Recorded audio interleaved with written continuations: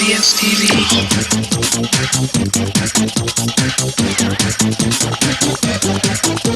Brigada Enterada.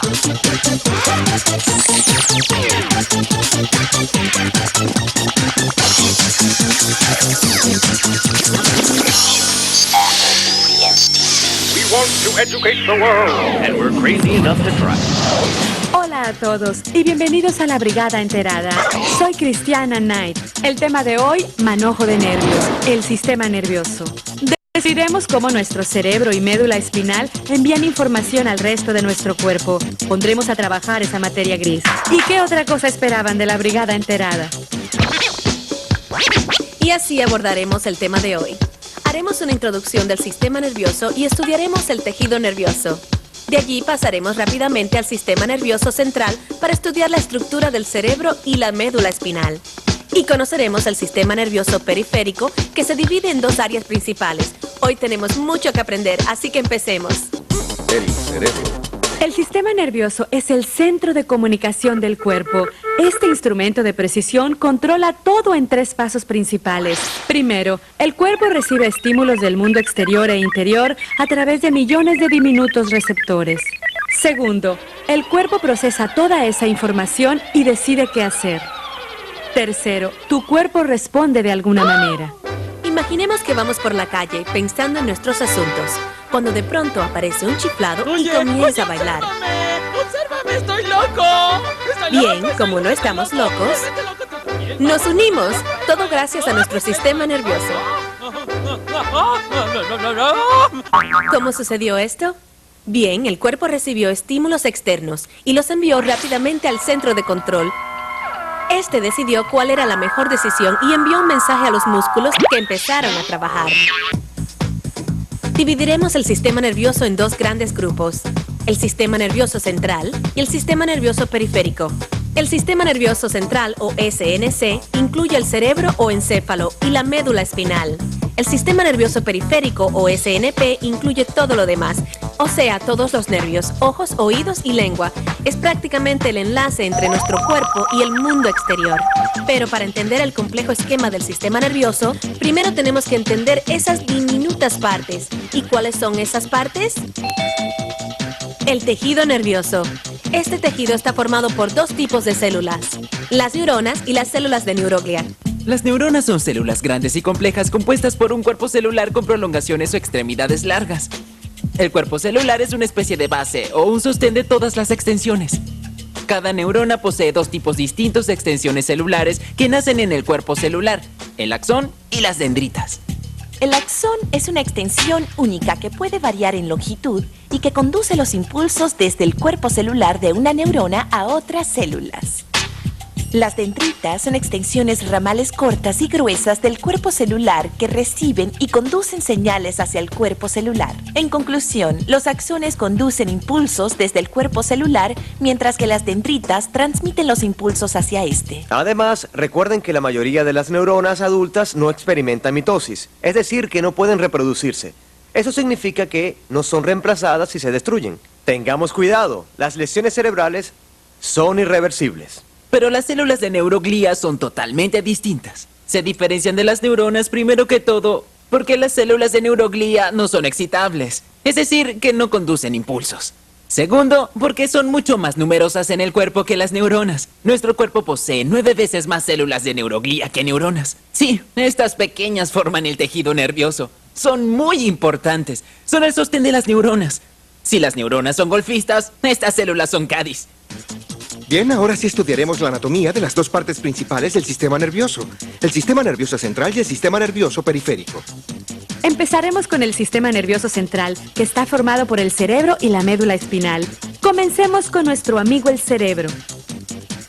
El sistema nervioso central. Los anatomistas continúan discutiendo acerca de la división del cerebro para darles nombres. Podrían pasarse días discutiendo, pero sin importar cómo dividamos el cerebro, sus principales estructuras serán siempre las mismas.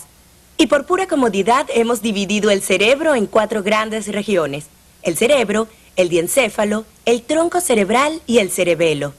Hola, soy Efraín Fonus, neurocirujano.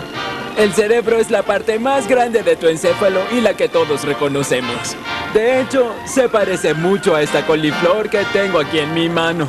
El cerebro está dividido en dos partes, en dos hemisferios como los conocemos en el área de la neurología. Cada hemisferio contiene muchos lóbulos. Existe el lóbulo frontal, el parietal, el temporal y el occipital.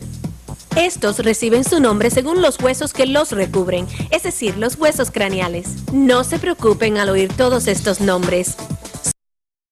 El hemisferio encefálico contiene muchos lóbulos. Conozcamos otras fascinantes características del cerebro. El encéfalo es complicado, es decir, contiene miles de pliegues y dobleces.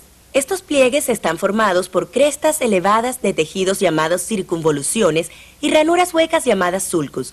Una de las áreas principales del encéfalo es la corteza cerebral. La corteza cerebral es una capa delgada que cubre al cerebro y está formada por algo llamado materia gris. Ah, sí, la corteza cerebral. Es como una capa superficial que cubre todos los lóbulos. La corteza cerebral nos ayuda a activar las acciones conscientes. Acciones que se controlan como la comunicación, la memoria, la comprensión y el movimiento de ciertos músculos, como cuando bailamos. Otra zona importante del cerebro es el diencéfalo. Aunque diencéfalo suene como si fuera un arma espacial peligrosa o una deidad griega, es en sí una peligrosa arma espacial.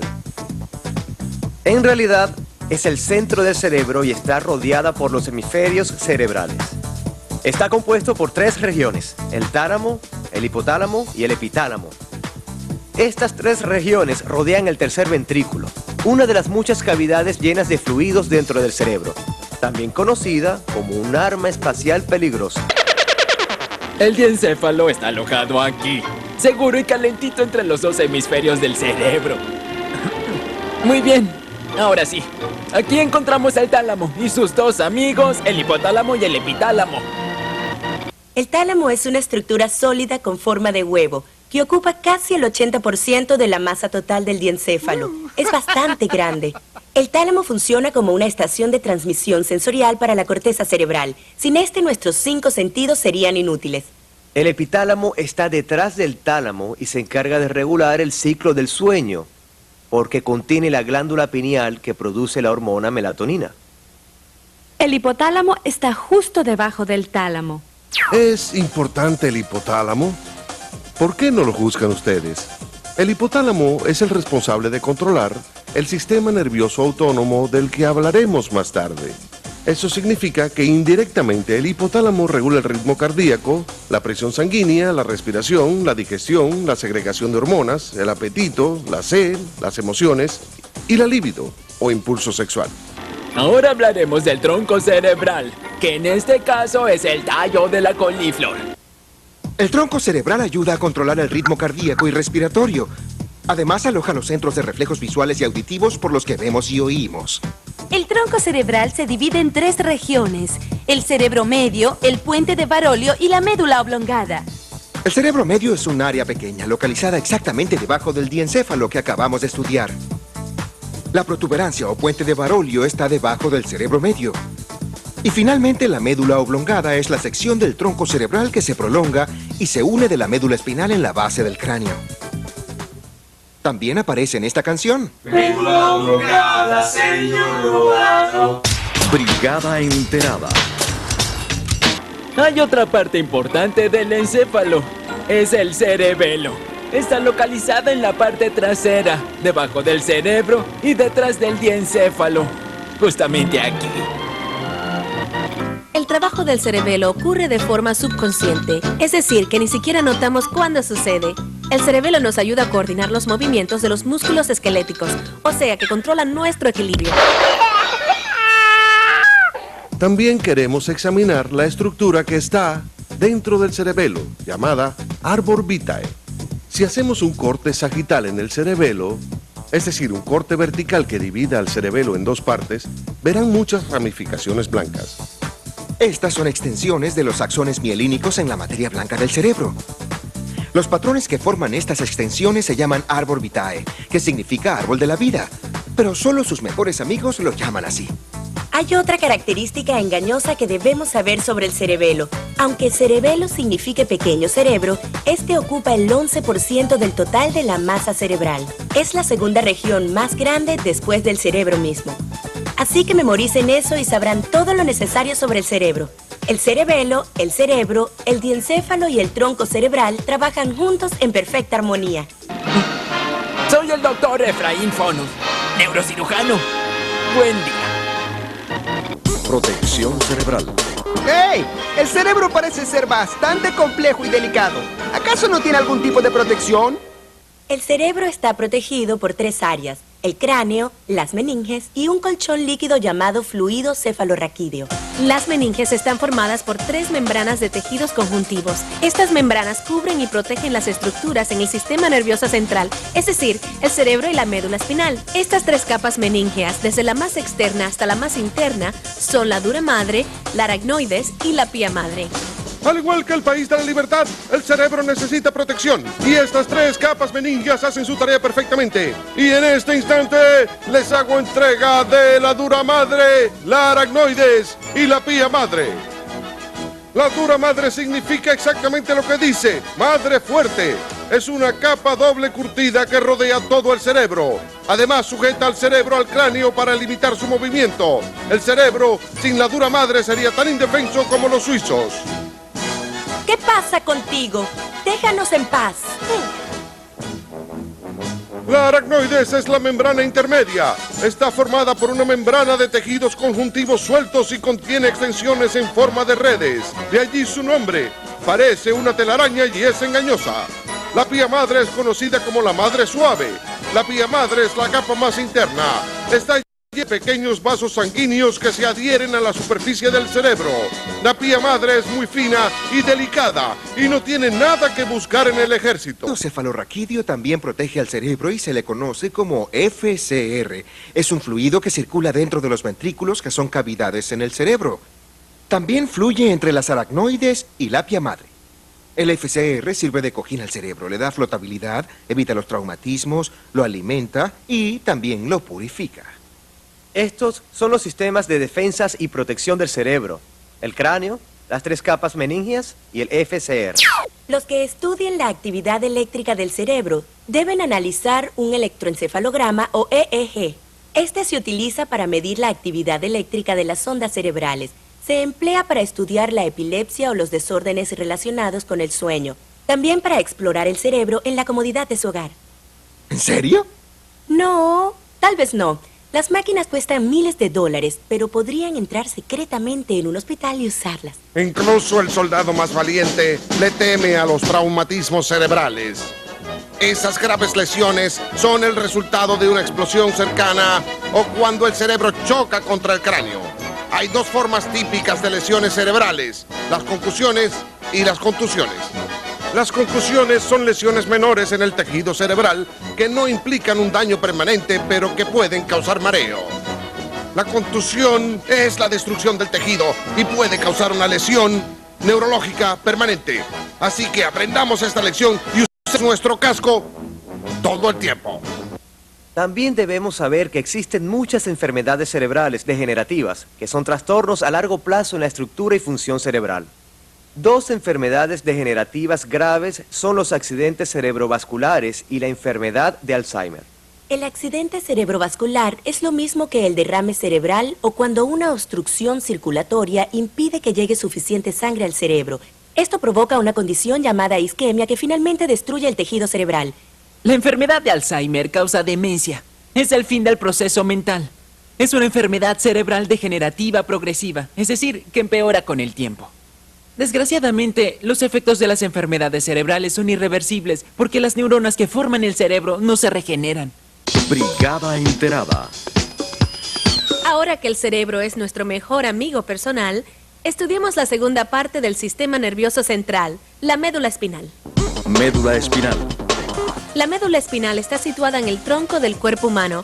Mide alrededor de 43 centímetros y se extiende desde la apertura de la base del cráneo hasta la primera vértebra lumbar.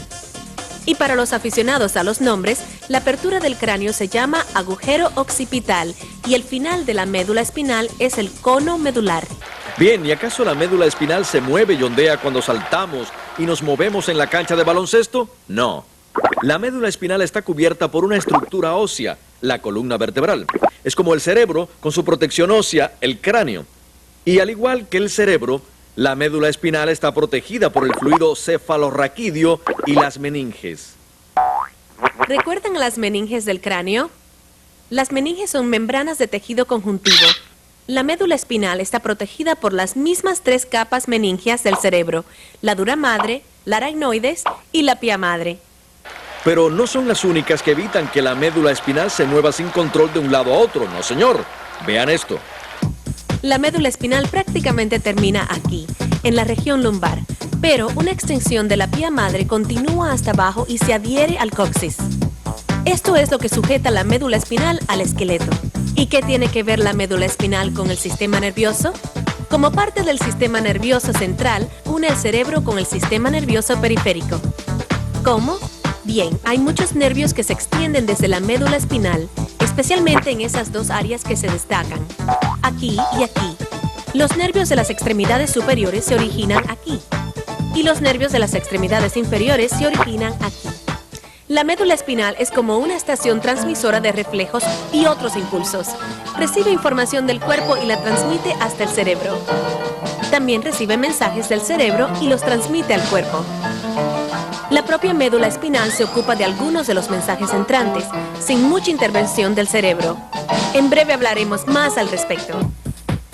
Bien, este es el sistema nervioso central, el cerebro y la médula espinal. Ahora continuemos y conozcamos la segunda división importante del sistema nervioso, el sistema nervioso periférico. El sistema nervioso periférico. Como dijimos antes, la tarea principal del sistema nervioso periférico es conectar el cuerpo con el sistema nervioso central. Realiza su tarea mediante sus 2 subdivisiones, la división sensorial o aferente y la motora o división eferente. Empezaremos con la división sensorial. La división sensorial se relaciona con los sentidos, de allí su nombre. Su tarea es detectar estímulos, como el dolor, la presión, la temperatura y el olor. Luego, transmite un impulso al SNC donde este es procesado. La división contiene 5 receptores que se clasifican según el estímulo que detectan. Estos son los mecanorreceptores, los termorreceptores, los fotorreceptores, los quimiorreceptores y los nociceptores. Los mecanorreceptores detectan los cambios mecánicos, como un roce, la presión, las vibraciones y un estiramiento. Los cambios mecánicos normalmente incluyen estímulos físicos. Cuando escuchen mecano, piensen en mecánica. Los termorreceptores detectan los cambios de temperatura. Es sencillo de recordar porque termo es parecido a termómetro. Los fotorreceptores son responsables por detectar los cambios de luz. Foto significa luz, así que será fácil de memorizar. Los quimiorreceptores detectan químicos solubles. Cuando escuchen quimio, piensen en química. Y finalmente los nociceptores se encargan de detectar las dolencias físicas. Brigada enterada. Cada arco reflejo posee 5 componentes: un receptor, una neurona sensorial, un centro de integración, una neurona motora y un efector. Los receptores de los que ya hemos hablado detectan estímulos. Una neurona sensorial es la que transmite un impulso al sistema nervioso central. El centro de integración está localizado en el SNC y es el que procesa e interpreta los estímulos. La neurona motora transmite un impulso desde el centro de integración hasta el órgano efector. Y el órgano efector, que normalmente es un músculo, responde a los estímulos contrayéndose. Cuando se golpea la rodilla con un martillo, los órganos efectores, es decir, los músculos alrededor de la rodilla, se contraen. Oye, espera, no entendí. ¿Explica otra vez? Bien. 5 cosas suceden en un arco reflejo. Primero, imaginemos que un receptor cutáneo de la pierna detecta un estímulo, un insecto. Luego, una neurona sensorial envía un impulso al sistema nervioso central. Posteriormente, en alguna parte del SNC, digamos en la médula espinal, se produce una sensación. En cuarto lugar, una neurona motora envía un impulso al músculo del brazo. Y por último, los brazos se mueven y espantan a ese insecto molesto. Ahora sí. Brigada enterada. Bien, hay tiempo para estudiar otra parte importante del sistema nervioso, la división motora del SNP. Veamos. ¿Adivinen qué?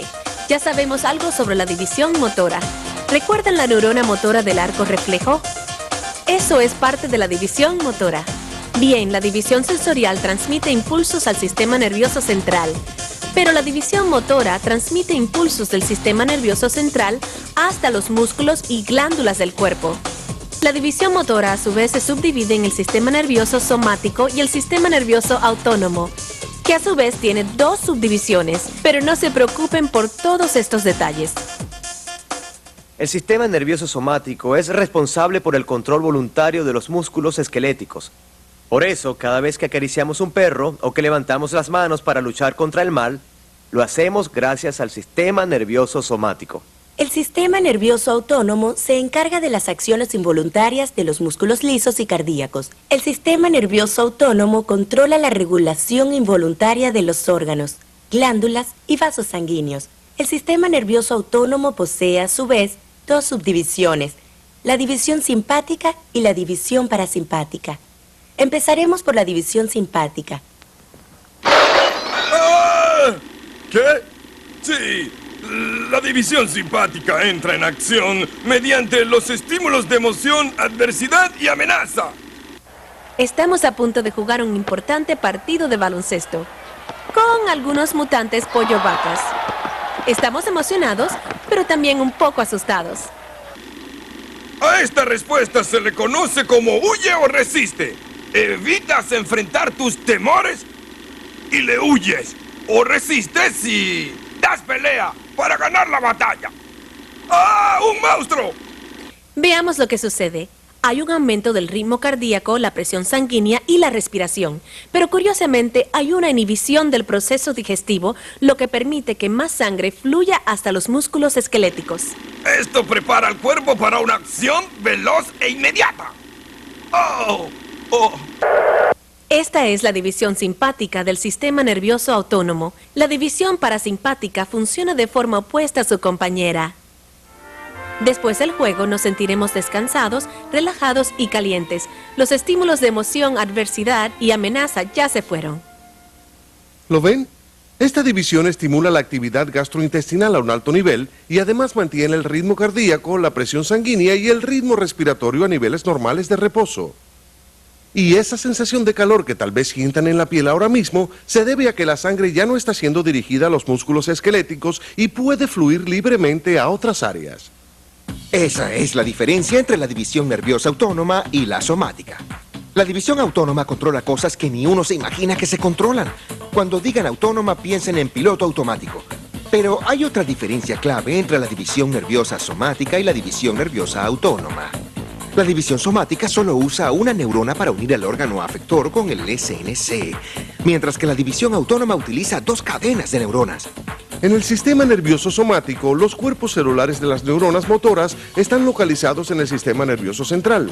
Sus axones, es decir, las pequeñas ramificaciones que nacen en el cuerpo celular, se extienden hasta los nervios de la médula espinal y los músculos esqueléticos, es decir, que solo usan una neurona por cadena. El sistema nervioso autónomo emplea dos neuronas. La primera de esa cadena se llama neurona preganglionar.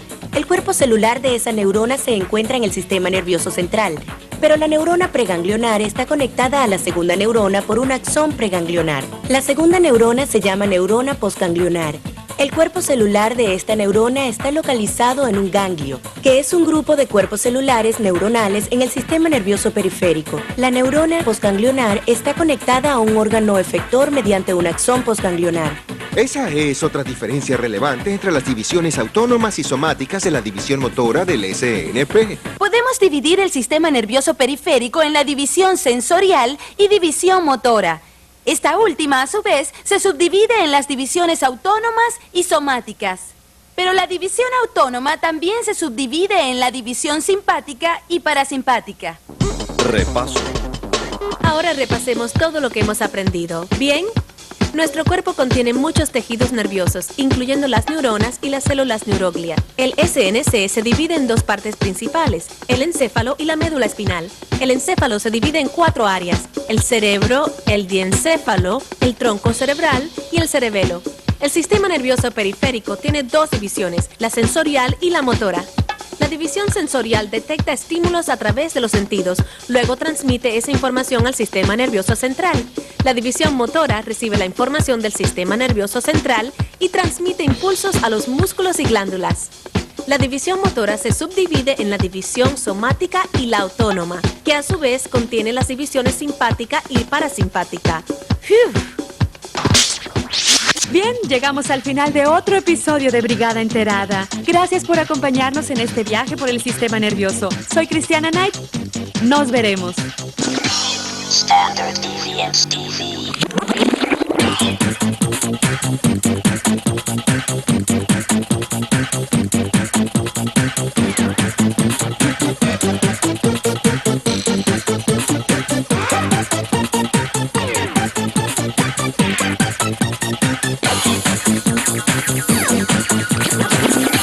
Standard Deviants TV. We want to educate the world, and we're crazy enough to try.